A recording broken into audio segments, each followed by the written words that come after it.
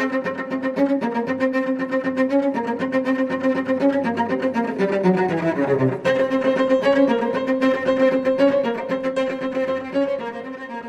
oyentes de Radio Sefarad. Es un gusto volver a contar en los micrófonos con Irving Gatel desde México. ¿Qué tal, Irving?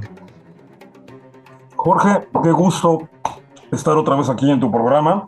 De verdad, un placer la invitación y pues un saludo a toda la audiencia. Bueno, recurrimos a ti que de oficio, digamos, oficial, valga la redundancia, eres historiador, pero eres un poco de historiador del presente, ¿no? Porque me imagino que cuando uno mira con perspectiva al pasado, resulta que a veces se ve atropellado por el presente, ¿no? Y la sensación, por lo menos, que yo tengo estos días, o mejor dicho, en las últimas horas, sobre lo que ha pasado en Siria. Es decir, algo que creo que había muy poca gente, si es que había, que decía que esto iba a pasar ya tan rápido y que el régimen de la familia Assad, que estuvo 50 años al frente del país, se iba a acabar en cuestión de minutos. Sí, así es. Mira, esta cuestión de lo de historiador es un tanto accidental, que bueno, yo hubo una época en la que soñé con ser músico y me metí a un conservatorio y me preparé para eso, ¿no? Pero a mí lo que me gustaba era la música antigua y por eso empecé a trabajar con el tema de la historia. Entonces, digamos, todo mi trabajo de historia tenía que ver con eso, ¿no? Fui profesor del Instituto Nacional de Bellas Artes aquí en México, trabajé con la Orquesta Sinfónica Nacional en proyectos didácticos, y bueno, ya fueron las circunstancias de la vida las que, además del tema de la música, me fueron llevando al tema del Medio Oriente, ¿no? Pero digamos que no soy historiador en el sentido estricto del término, de que me la pase yo haciendo investigaciones documentales o arqueológicas para intentar reconstruir eventos ocurridos en el pasado, ¿no? Digamos que si vamos a ser más precisos, estoy en ese pantanoso terreno de la filosofía de la historia. Y ahí es donde se conectan las dos cosas que tú mencionaste, porque cuando entendemos la historia desde esta perspectiva, entendemos que la historia es nuestro mejor esfuerzo para entender la realidad. O sea, estudiamos los eventos del pasado, pero para entender lo que está sucediendo hoy. Y por eso, para los que nos dedicamos a esto, se vuelve tan interesante una etapa como esta, porque sabemos que ahorita se está escribiendo un capítulo importantísimo de la historia. Por supuesto que el siglo XXI y el XX tienen diferencias sustanciales y una muy afortunada es que no estamos esperando que haya un conflicto que deje 55 millones de muertos otra vez, como lo fue la Segunda Guerra Mundial. Pero yo estoy seguro que cuando vemos en perspectiva, o sea, ya dentro de varios años, todo lo que ocurrió en esta década de los 20, el impacto va a ser tan importante y tan decisivo como el de la Segunda Guerra Mundial. Porque lo que se está desmoronando ahorita, o sea, el eje iraní, estamos hablando de una fuerza política que durante décadas tuvo una influencia global importantísima. Entonces, no es cualquier cosa lo que estamos viendo. Y bien lo dices, o sea, como que todo sucedió muy de pronto, muy, pum, de golpe, ¿no? Ayer eso lo platicaba justamente con un amigo que es de pronto muy quisquilloso con este tipo de cosas y le gusta andar revisando qué posibles conspiraciones haya detrás. Pero él me cuestionaba, y de una manera muy interesante, y me preguntaba si no se me hacía raro que la caída de Assad hubiera sido tan rápida. Y le dije, bueno, no, obvio nadie se lo esperaba así, pero le digo, es que al final de cuentas lo que estamos viendo son dos cosas que cada quien había intentado mantener ocultas lo más posible, y me refiero específicamente a Rusia e Irán. Un aspecto fundamental en toda guerra es la imagen, o sea, no nada más no debes perder, tampoco debes dar la imagen de perdedora, incluso si pierdes, debes intentar hacer un control de daños con tu imagen, pues para que obviamente tu gente o tus fieles o tus fans en todo el mundo no sientan que perdieron. Esto es algo que Hezbollah hizo mucho, por ejemplo, en 2006. 2006 fue una guerra que Hezbollah siempre la presumió como una guerra ganada, aunque en términos militares fue una guerra en la que perdieron. O sea, el número de bajas y de destrozos que tuvo Hezbollah no se compara al que tuvo Israel. Y aparte, Hezbollah tuvo que dejar de atacar a Israel y se tuvo que replegar en lo inmediato. O sea, en términos reales, prácticos, Hezbollah perdió, pero la vendió como una guerra vendida. Es muy importante esta cuestión de la imagen. Entonces, durante toda esta etapa, Hay dos conflictos en los que Rusia, por unas razones, Irán por otra, han intentado sistemáticamente presentar la imagen de que, o sea, no nada más de que no habían perdido, sino de que incluso van ganando. Y me refiero al conflicto que hay entre Rusia y Ucrania y obviamente el conflicto que hay entre Israel y todos sus enemigos inmediatamente alrededor. Se había intentado manejar la imagen de que Rusia no está tan desgastada, que Rusia está muy bien, que Rusia tiene toda la capacidad para derrotar a Ucrania, pero claro, surge la pregunta, bueno, ¿y por qué no la derrotaste en la primera semana? Y por el otro lado, Hezbollah incluso acababa de proclamar su victoria en el conflicto con Israel.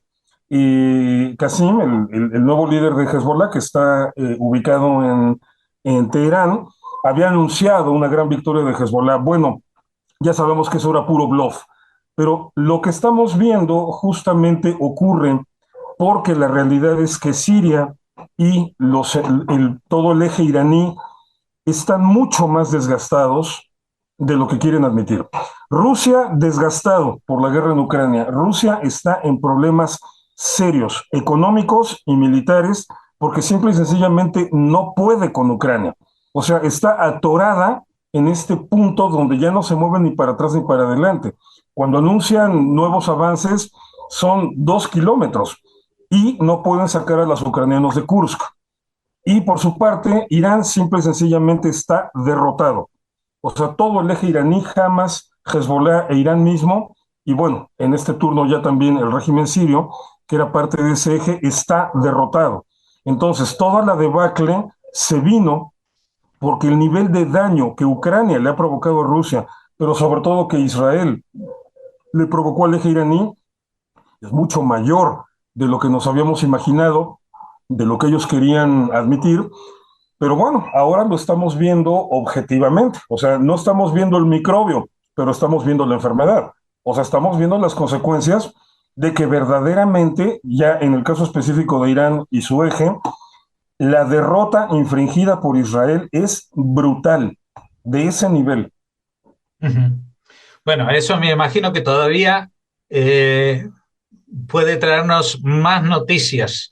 Con esto quiero decir de que todavía puede tener problemas los pocos socios que le quedan a Irán por la zona, llámense hutíes, llámense las milicias en Irak o el propio régimen en Teherán, ¿no?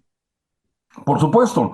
Mira, ahorita el turno es para los hutíes, ¿no? Porque lanzaron un dron y el dron golpeó Tel Aviv. No hubo heridos, no hubo víctimas, solamente daños materiales. Pero pues otra vez los hutíes, digamos, pues obviamente ahí picándole la panza al rinoceronte, ¿no? Entonces se espera que Israel en la breve, o sea, no muchos días, tome una medida de represalia contra los hutíes, que ya lo hizo una vez y a los hutíes les fue muy mal. Perdieron el puerto principal de la zona de Yemen donde ellos controlan, digamos, perdieron el principal centro de actividad económica que tenían. Ahora vete a saber qué van a perder. Pero sí, o sea, mira, los hutíes son en este sentido, digamos, como que un aspecto completamente colateral. Son básicamente parafernalia, o sea, no tienen la capacidad de influir de manera determinante y si cae el régimen iraní, los hutíes se van a ir detrás de ellos, porque dependen para todo el régimen iraní. Entonces, la atención realmente importante va a estar efectivamente allí, en los ayatolás, porque su situación cada vez es más precaria, más vulnerable. O sea, los ayatolás se podían mantener en el poder, tenían la ventaja militar de que Hezbollah representaba un factor de disuasión importante. Porque cualquier cosa que pasara, cualquier agresión directa contra los ayatolás, ellos siempre podían salir con, si nos atacan, Hezbollah va a bombardear Israel, aunque Israel no tuviera nada que ver en el asunto. Pero siempre era esa amenaza, ¿no? De van a llover misiles y misiles sobre Tel Aviv, sobre Haifa, sobre todo Israel. Porque se supone que Hezbollah tenía una capacidad militar para poder disparar entre 8 y 10 mil misiles diarios durante 2 semanas ininterrumpidamente, ¿no? Ahora, eso ya no existe. O sea, si después de que murió Fuad Shuker, el principal jefe militar de Hezbollah, luego eliminaron a Hassan Nasrallah, luego a toda, bueno, eliminaron a todo el mando de las fuerzas Radwan, ya los barrieron, los desalojaron del sur del Líbano. Y obviamente Hezbollah no ha reaccionado, no es porque no quiera o porque está haciendo cálculos estratégicos, es porque ya no puede. Este era el debate que estaba todavía un poco artificialmente establecido en sus medios de propaganda. O sea, estaban queriendo jugar al no hemos querido hacerlo, porque estamos preparándonos para hacerlo en grande, ¿no? Cuando de repente cae Bashar el-Assad, ok, significa que no están preparando nada, significa que ya no pueden. Sin ese factor de disuasión, Irán ya no puede evitar un conflicto en su propio territorio, que es lo que nunca quiso. Y peor todavía, es, bueno, peor para ellos, digo, yo estoy contento, es para lo que nunca se prepararon. O sea, ahí el gravísimo error de los ayatolas fue no construir una estructura de defensa militar relevante, pensando en que en el caso de llegar a esta guerra, Hezbollah era el que se iba a encargar de todo. Y bueno, y los demás aliados ahí en apoyo, ¿no? O sea que el conflicto no iba a llegar a Irán. Irán se preparó para trasladar todo el conflicto a Israel, jamás sobre su territorio. Nunca imaginó que todo le fuera a salir al revés. Bueno, ese es un error de planeación estratégica elemental, ¿no? O sea, si vas a poner un negocio, el que sea, una tienda o una guerra, tienes que pensar en todas las alternativas que pueden pasar. Israel siempre lo hizo y lo acaba de demostrar fehacientemente durante todo este año. No nada más tuvo el poderío militar para derrotar a sus enemigos, sino también tuvo una visión estratégica brillante, sobre todo flexible, que supo adaptarse a cada parte del conflicto, a cada fase, mientras que Irán, Hamas y Hezbollah no. O sea, ellos siempre respondieron igual, igual, igual. Sus respuestas y sus reacciones siempre fueron predecibles. Entonces, bueno, ahorita Irán simple y sencillamente se quedó sin ese factor de disuasión. La guerra con Irán va a ser en territorio iraní y los ayatolas no están listos para eso. Eso puede ser la tumba de los ayatolas. Bueno, todo esto es una apuesta a un posible escenario futuro, pero ahora tenemos un escenario más cercano. ¿Qué es lo que crees tú que va a pasar con Siria? Porque Siria ya tenía una estructura en los últimos años, una especie de mosaico de zonas que controlaba Al Qaeda, otras que controlaba otro grupo, otras controladas por el gobierno, con la defensa en manos de los de Hezbollah, que ahora dijeron que les perdonen, pero que no pueden ir a la fiesta, ¿no? Algo así.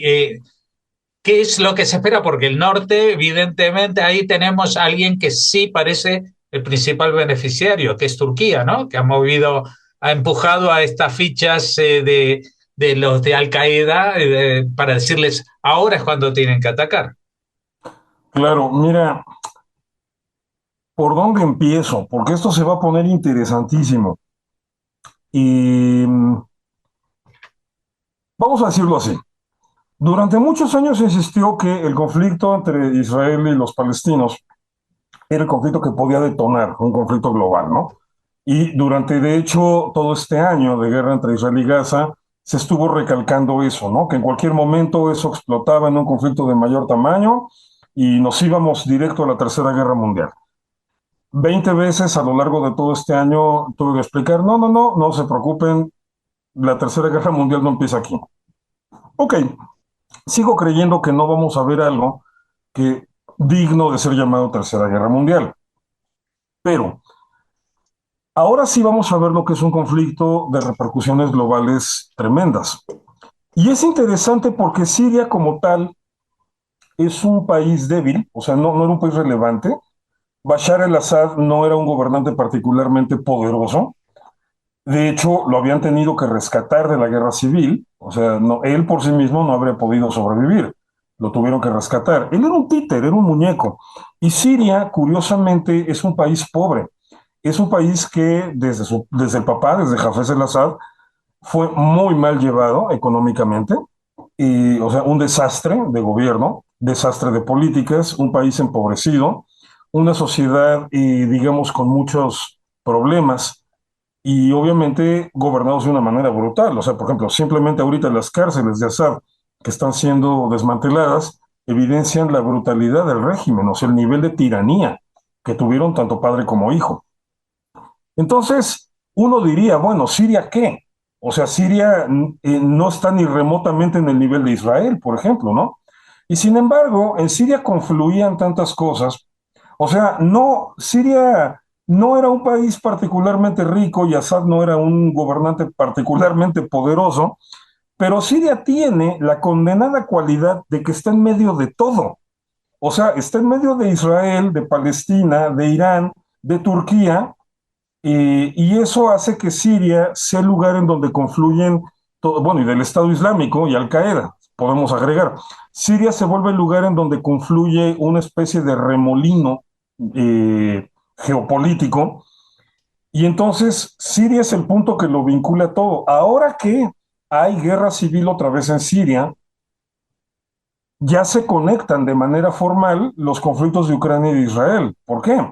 Porque Assad era aliado de Irán y Rusia es aliado de Irán y Hamas es aliado de Irán. Entonces, en realidad, Irán era quien tenía presencia en todas estas guerras, pero digamos que era una presencia por separado. Ahora, con el conflicto en Siria, no, ya estamos hablando de una guerra que se está integrando, pero aparte de una guerra cuyas repercusiones ya van mucho más allá del Medio Oriente, porque la guerra civil en Siria solamente se puede reactivar, sobre todo porque Hezbollah dejó de ser un factor relevante en el juego del ajedrez político del Medio Oriente. Y Hezbollah es una organización terrorista que tiene vínculos con los grupos del crimen organizado en muchos lugares del mundo, incluyendo América Latina. Hezbollah ha sido un factor de apoyo fundamental para el régimen de Nicolás Maduro, e Irán ha sido un grandísimo aliado tanto de Venezuela como de Cuba. Entonces, no estamos hablando de algo que ya nada más se quede en Medio Oriente. Ahora, no nada más es la debacle de Hezbollah, también es la debacle de Rusia. Entonces, esto va a afectar directamente la guerra con Ucrania, pero también va a afectar entonces todas las tensiones que se están teniendo con Europa, con la Unión Europea.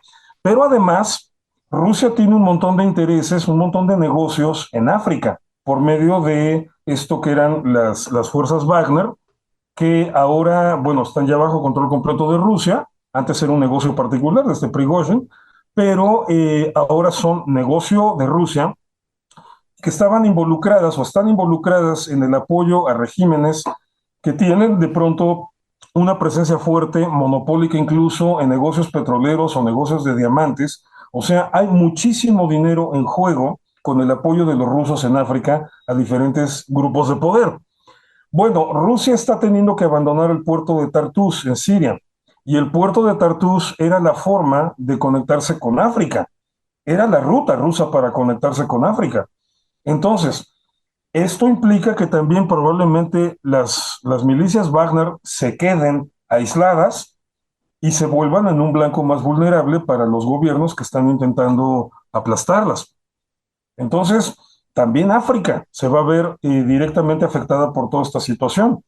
Entonces, ahora sí, pareciera que Siria era el engranaje más débil de todos, pero es el engranaje que si quitas, todos los demás se caen por todos los demás lados, ¿no? Como este tipo de juegos que se estructuran a partir del equilibrio, ¿no? Entonces, quitas una pieza y ¡bum!, se te viene abajo todo. Ujú. Entonces, bueno, es increíble cómo Siria, ahora sí vamos a ver un conflicto con repercusiones globales. Esperemos que esto no signifique una guerra mundial.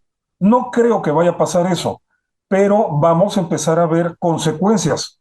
O sea, lo que cayó en Siria implica que se van a caer muchas cosas en todo el mundo, poco a poco.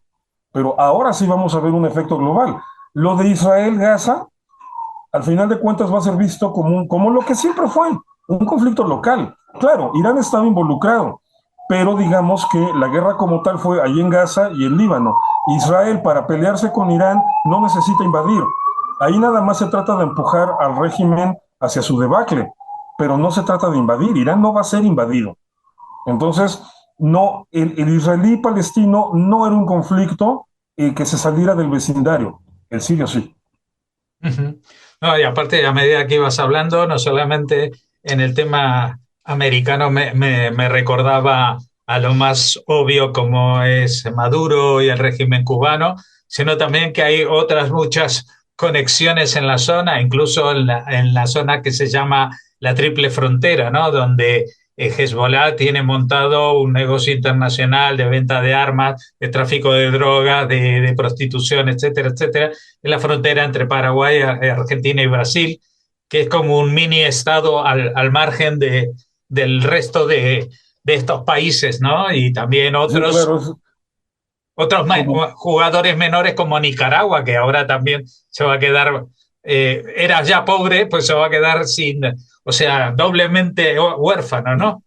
así es. Sí, es muy interesante lo que mencionas, este fenómeno de la triple frontera, ¿no?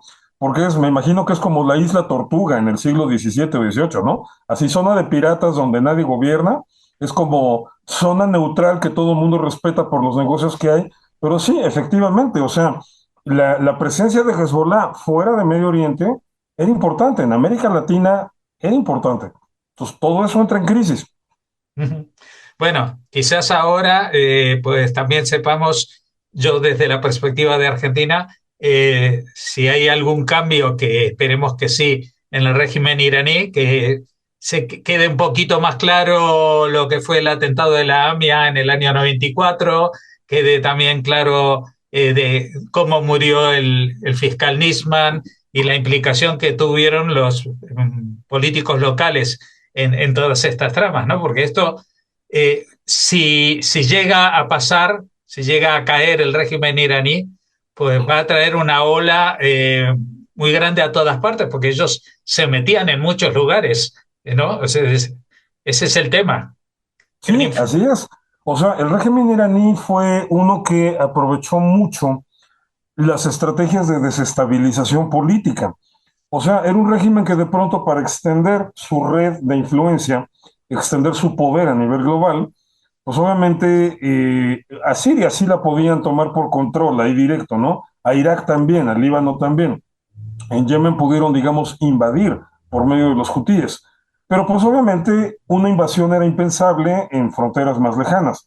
Pero podía jugar a eso, a estas cuestiones de desestabilización, a esta interferencia, pues obviamente política, por medio de mucho dinero.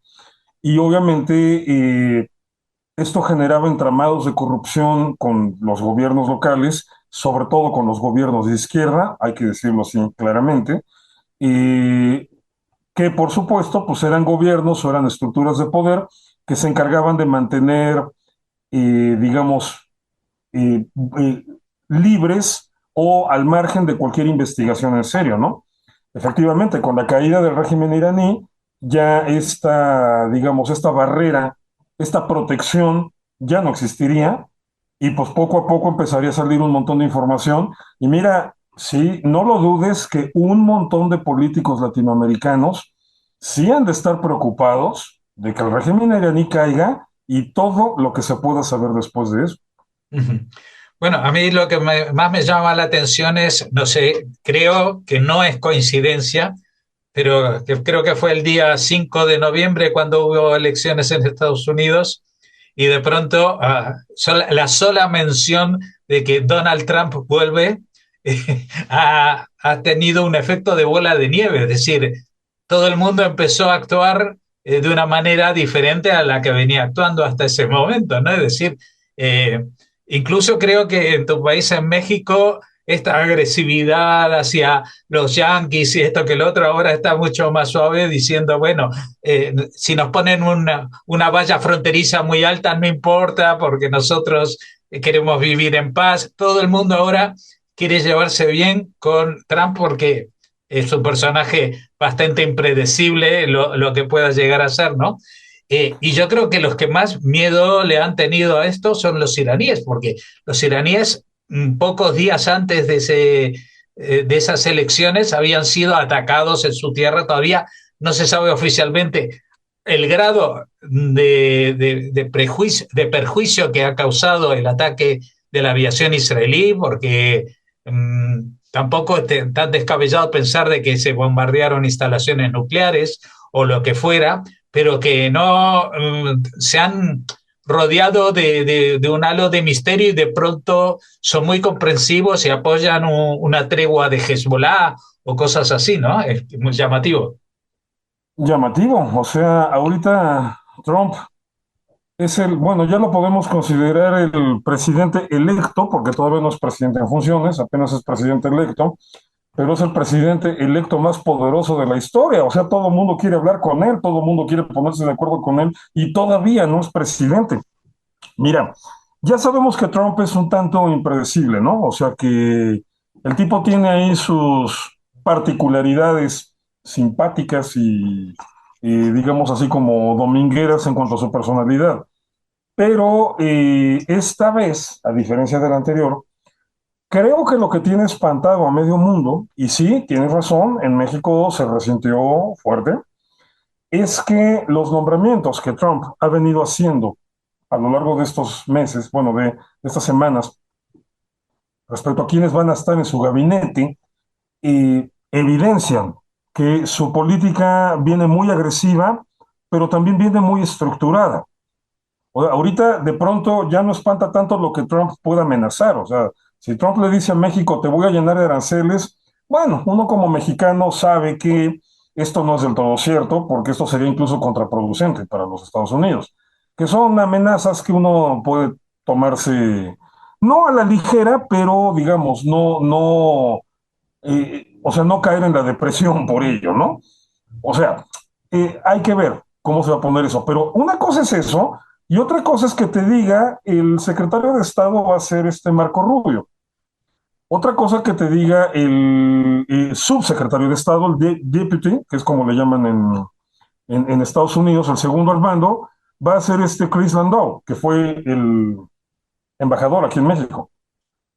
O sea, y son cosas en donde dices, ah, caray, o sea, nos está poniendo gente que no amenaza nada más por amenazar, o sea, gente que aparte, o sea, gente que nos odia, vamos a decirlo de una manera amable, y esa es la manera amable, o sea, gente que nos odia, gente que va a tener muchísimo poder, gente que es la que realmente va a marcar el rumbo, y pues gente que no hace concesiones, o sea, gente de línea dura. Entonces, bueno, y en relación al Oriente Medio, no nada más fue poner a Rubio como secretario de Estado, sino a Eli Stepanek como embajador en la ONU, a Huckabee como embajador en Israel, o sea, pura gente de línea bastante dura. Huckabee inmediatamente dijo, ya olvídense de lo de dos estados, o sea, Israel tiene que anexarse a Samaria y Judea, o sea, no le va a hacer ninguna concesión a los palestinos.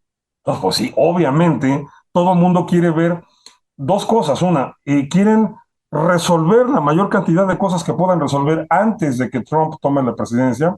Y dos, están intentando caerle bien, están intentando platicar con él y como que anticipar las cosas. En México sí, fue muy evidente el cambio, o sea, de una línea muy dura, muy agresiva que se mantuvo durante el gobierno de López Obrador y que con eso arrancó el gobierno de Claudia Sheinbaum, así de, pues si los gringos no nos quieren, nos vamos con los chinos y ya, ¿no? Ahorita, ayer, Claudia Sheinbaum acaba de declarar que el tratado de libre comercio que hay entre México, Estados Unidos y Canadá es importantísimo para competir contra los chinos, ¿no? Entonces, y bueno, obviamente ya se vio completamente el giro. Entonces, bueno, las cosas en México empiezan a ser como que menos, sobre todo para los que hemos sido opositores a esta forma salvaje de destruir el país que ha cometido, que ha perpetrado la izquierda aquí, empezamos a ver ya una moderación que durante 6 años no vimos, pero que ahorita es inevitable porque de verdad, o sea, le decía yo a mi mamá, es que el problema para la negociación del Tratado de Libre Comercio no es que Estados Unidos vaya a llevar a sus especialistas. O sea, sí, claro, va a llevar especialistas, por supuesto, con temas importantes. Pero el problema es que en estos casos Estados Unidos no nada más lleva especialistas, lleva a la gente más perversa de todo. O sea, lleva tipos que te quieren destruir, que te quieren comer. Entonces, México tendría que llevar a la negociación a su gente más competente. El presidente Enrique Peña Nieto lo hizo. El presidente Enrique Peña Nieto tuvo ahí a pues un funcionario, una persona de larga trayectoria política aquí en México, el doctor Ildefonso Guajardo, que, o sea, es una eminencia en temas de economía y en temas de diplomacia, y el señor fue el que con argumentos hizo que los gringos, la gente de Trump, aterrizara y se reestructurara este tratado de libre comercio de una manera razonable y benéfica para todos. Entonces, bueno, o sea, pero todavía Peña Nieto, con todas las cosas cuestionables que tuvo como presidente, por lo menos cuando había cosas graves mandaba verdaderos especialistas, eminencias. El equipo que tiene Claudia Sheinbaum para negociar es o sea, son políticos de un nivel de mediocridad que solamente puede generar la izquierda latinoamericana moderna, ¿no? Estamos en una desventaja total. Y bueno, hay un pánico en ese sentido. Y así como está México, está Medio Oriente también. Ahorita una gran cantidad de cosas, por ejemplo, ahorita que Hamas está intentando, ahora sí parece que quieren ya firmar un acuerdo, pero sigan exigiendo que Israel se retire de todo el corredor Filadelfia, de todo Rafiah. Eh, pues evidentemente es porque quieren cerrar un tratado antes de que llegue Trump, porque se sabe que llegando Trump, las posibilidades de negociar se van a reducir en una de esas a cero y simple y sencillamente va a ser ver en qué momento obligan a Hamas a de plano rendirse sin condiciones. Entonces sí, ahorita sí parece que ahora sí quieren, ahora les surge una negociación, un arreglo, un tratado, pero pues vaya uno a saber si esto va a funcionar, ¿no? Entonces, con Hezbollah funcionó, o sea, se llegó a un alto al fuego.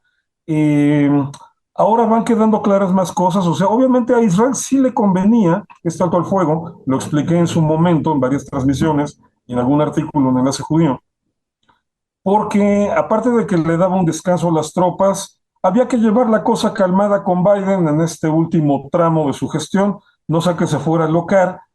Lo único que tenía que hacer Biden no tenía que tomar medidas en contra de Israel, simplemente podía ponerse en un plan neutral, en mal sentido de la palabra, y dejar que todo lo que la ONU se le ocurriera, el Consejo de Seguridad se le ocurriera lanzar contra Israel, Biden no meter las manos, no ejercer el poder de veto.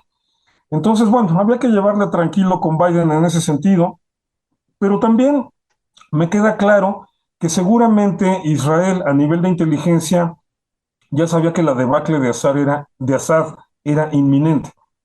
Entonces, ok, aunque nosotros dejemos de bombardear a Hezbollah de manera sistemática, se les viene otro pleitote y no van a saber ni por dónde agarrarlo, ¿no? Entonces, ok, nosotros nos sentamos ahorita, compramos la bolsa de pochoclo, palomitas, decimos en México, y compramos la bolsa de palomitas, el refrescote, nos sentamos a ver el show, cómo se desmoronan todos ellos en este momento, y bueno, obviamente, panorama malo para todos ellos, ¿no?